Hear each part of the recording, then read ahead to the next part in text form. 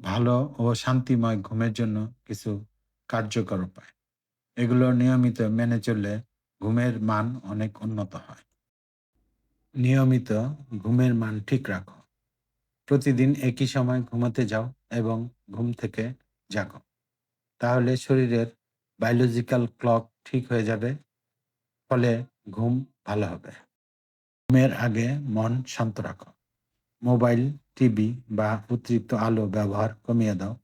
চাইলে হালকা সুরে গান শোনো বা প্রার্থনা। ক্যাফেইন ও ভারী খাবার এড়িয়ে চলো।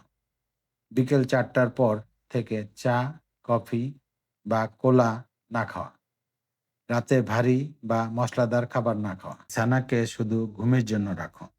বিছানায় বসে কাজ, ফোন ব্যবহার করা বা টিভি দেখা কমিয়ে দাও।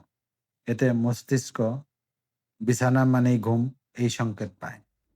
মানসিক চাপ কমাও।